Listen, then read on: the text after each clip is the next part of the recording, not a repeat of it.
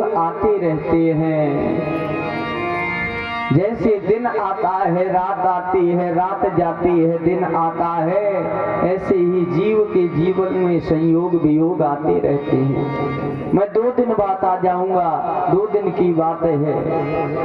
अरे तुम इतनी अधीर हो रही हो, मैं परसों आगमिष्यामि, परसों आ जाऊंगा।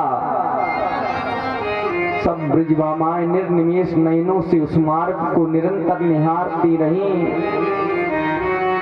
ब्रज गोपियों का मन भी मथुरा चला गया। अक्रूर जी मन में विचार करने लगे, धन्य है गोपियां, कितना अद्भुत प्रेम है। आगे सब चल करके अक्रूर जी महाराज को जल में भगवान ने दर्शन कराए। अक्रूर जी ने प्रार्थना करी और इधर आगे पहुंच गए सभी लोग। पहुंचे जैसे ही मथुरा के बाहर पहुंचे, भगवान कन्हैया उतर गए। अक्रूर जी ने कहा कन्हैया हम चलें, आप हमारे घर चलेंगे? कन्हैया ने कहा अक्रूर जी मैं कार्य पूरा होने के बाद तुम्हारे घर जरूर आऊंगा, आप जाइए। अब इधर भगवान के मित्र आ गए, ग्वाल आ गए, भैया कन्हैया क्या बात है? अरे चलो चल कर के सभी लोग मेला देखेंगे। ग्वाल बोले भैया तुमने पहले काहे नहीं बताई कि यहाँ रुकना भी है?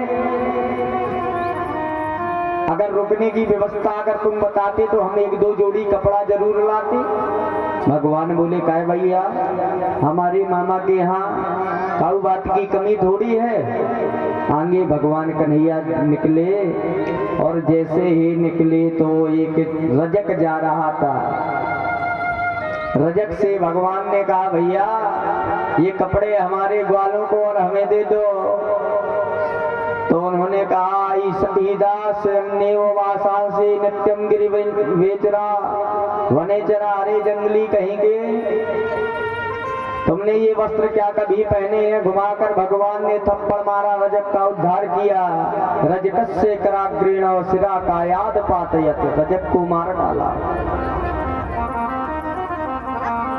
भगवान ने सब कपड़े कह दिया कि जाओ ब्रजवासियों, जिसको जो कपड़े अच्छे लगे सो पहनो। सब पहने सभी ने कपड़े, लेकिन अंतर इतना हो गया, बेचारे ग्वाले थे, उन्होंने कपड़े राजाओं के नहीं पहने। तो जो सिरा आगे कपड़े का करना था वो पीछे, पीछे का आगे कर लिया, बेचारे गेंद की तरह लुढ़क जाए। कन्हैया ने कहा भैया ब्रजवासियों का गड़बड़ी हो रही? बोले भैया कपड़ा तो मिल गए, लेकिन नेक कपड़न में फिटिंग हो जाए तो बड़ा आनंद आवे। अच्छा आगे भगवान गए तो एक दर्जी के यहाँ गए। दर्जी इंतजार कर रहा था, प्रभु पहुंचे, स्वागत किया। भैया खूब कृपा करी सरकार आप आए। भगवान ने कहा ठीक है, हमारे इन ग्वालन के कपड़न की फिटिंग कर दो। दर्जी ने बढ़िया सुंदर कपड़न की फिटिंग करी, सबन को पहनाए दे। भगवान ने कहा अच्छा जाओ, हमारा आशीर्वाद है, आज के बाद खूब फलोगे फूलोगे। तो आजकल भैया देख रहे हो जितने का कपड़ा नहीं है उससे ज्यादा सिलाई है, खूब फल फूल रहे हैं भैया दर्जी। दूल्हा सरकार की पोशाक बनाने को मिल जाए फिर तो महाराज कहने का माला माल हो जाते हैं। किसी दूल्हा के कपड़ा पहनाने को मिल जाए दर्जी भैया को तो माला माल हो गई दर्जी। भगवान बोले ब्रजवासियों से अब भैया कौन कसर? बोले कपड़ा मिल गई, फिटिंग हो गई, बस नेक कसर बोली एक माला और गली में डल जाए तो आनंद आ जाए। तो तथा सुदामनो भवनम मालाकार जगमतु। भगवान सुदामा माली के यहाँ गए, घर पहुंच करके अब बताओ प्रभु ने कितने लोगों, प्रभु को न जाने कितने लोगों ने कहा प्रभु घर चलिए, लेकिन किसी के यहाँ नहीं गए। माली के यहाँ बिना बुलाए पहुंच जाते हैं, क्योंकि प्रभु के अनन्य भक्त थे। माधव का दर्शन करके मुग्ध होकर नाचने लगा, सुंदर बढ़िया माला डाल दी। आगे गए, बोले क्यों ग्वालो अब का कमी? बोले कपड़ा मिल गई, फिटिंग हो गई, माला डल गया, अब थोड़ी माथे में चंदन लग जाए सो आनंद आ जावे। कभी देखा दासास्मयं सुंदर कंस सम्मताम त्रिवक्र नामा हनुलेप कर्मणि। कंस की दासी, एक सैरेंद्री नाम की दासी जा रही। कृष्ण ने कहा कि सुंदरी ये चंदन हमें लगा दो। उसने कहा ठीक है। परिचय क्या है? बोले दासास्मयं सुंदर सम्मताम त्रिवक्र नामा हनुलेप कर्मणि। मेरा नाम त्रिवक्रा है, त्रिभंगा है, कुब्जा है। वैसे तो नाम सैरेंद्री है, लेकिन त्रिभंगा, त्रिवक्रा, कुब्जा कहते हैं मुझे प्रभु। मैं कंस को चंदन लगाती हूँ। देवी ये चंदन हमारे है और हमारे ग्वाल वालों को लगा। सुंदर चंदन लगाया तो भगवान ने सोचा कि जब इसने चंदन लगाया है तो इस पर कृपा करें। बोले कि देवी तुम्हारे चंदन में बड़ी तरावट है, बड़ी खुशबू है, आनंद आ गया। एक बात जरूर कहनी पड़ेगी। इस देवी ने सारो चंदन हमन पे पोत दियो, लेकिन कछु नाय दियो तो अरे दरबार में लेके जाती तो न जाने कितना कमा लेती। भगवान बोले ऐसी कीमती चीज देंगे जो काऊ ने नहीं दी होगी। भगवान ने तुरंत ही कुब्जा के पास आए, पैर के अंगूठे से श्री चरण दबाए, अपने चरण की अंगूठे से दबाया, ठोड़ी में हाथ लगाया। दाऊ जी मुंह फेर के बोले भैया ध्यान रखियो कन्हैया, यो वृंदावन ना है कि चाहे जैसो खेल खेलो। ग्वाला हंस के बोले कन्हैया कुछ भी कहो, जोड़ी बड़ी जोरदार की लग रही तुम्हारी। तू भी 3 जगह से टेढ़ो है, कन्हैया भी 3 जगह से टेढ़े हैं, कभी सीधे ना मिलेंगे, और ये भी त्रिभंगा है। तुम्हारी जोड़ी बड़ी सुंदर लगा है। अब भगवान ने जोर से झटका मारा तो मुकुंद स्पर्श नाथ सद्यो बभूव प्रमदोत्तमा। बाकी तीनों कुबड़ गायब हो गए, जगमगाती दिव्य छटा के साथ में प्रकट भई। देखने वालों की आंखें भौचक्की हो गई। तो लोग कहने लगे कि भैया ये छोरा पहलवान ही ना है, ये तो छोरा जादूगर भी है। आज जो जादू भरी नजरें जहां जाएं सो भैया वही मोहित हो जाएं। सब लोग जैसे ब्रजवासियों ने देखा तो बड़े बड़े व्यापारी रिश्तेदारी निकालने लगे। उद्योगपति व्यापारी बड़े दूरदर्शी होते हैं, वो समझ लेते हैं राजनीति का रुख कि किसका राज आने वाला है, तो उसी का सम्मान करना प्रारंभ कर देते हैं। क्योंकि जब भैया राजनीति राज सत्ता के पक्षधर होगे तभी तो तुम्हारा व्यापार चलेगा। अच्छा, दूरदर्शी कई प्रकार के। एक दूरदर्शी तो ऐसा कि घर से परेशान, चलो आज मर जाते हैं, स्टेशन में रेलगाड़ी की पटरी में लेट गया, लोगों ने कहा भैया जिंदगी बड़ी कीमती है, काहे त्याग रहा प्राण को। अरे बोले कुछ कर नहीं सकते तो मर तो सकते हैं। अरे भैया जिंदगी मिली है, क्यों व्यर्थ में कमा रहा है, जिंदगी का उपयोग कर। आश्चर्य तब हुआ, एक व्यक्ति ने देखा कि सिराह ने रोटियां रखे था।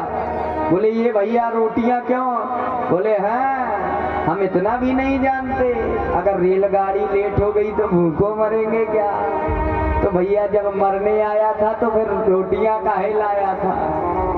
बोले हम दूरदर्शी है, जानते हैं कि रेलगाड़ी लेट हो गई तो भूखे न मरे, हमें मरना तो रेलगाड़ी से है। बोलो राधे राधे।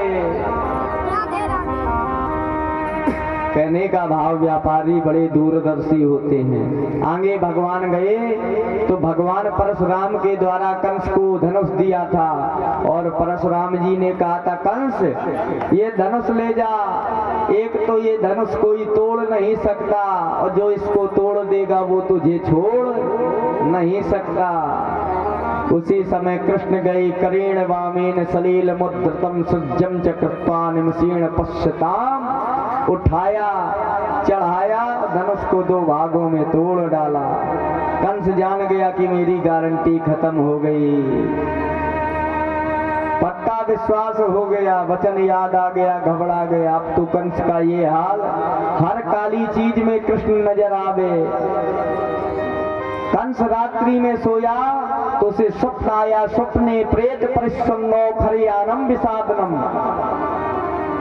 स्वप्न में भूत प्रेत दिखाकर आलिंगन कर रहे।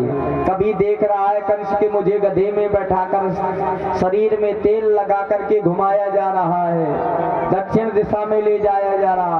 कभी कंस को परछाई में छिद्र नजर आ रहे हैं। ये सब मृत्यु के संकेत हैं। जिसको स्वप्न में भूत प्रेत दिखाई दे, अपनी परछाई में छिद्र दिखाई दे, तो समझ लो उसकी मृत्यु नजदीक है। अब कंस का भय कई गुना बढ़ गया। जैसी तैसी सवेरा हुआ,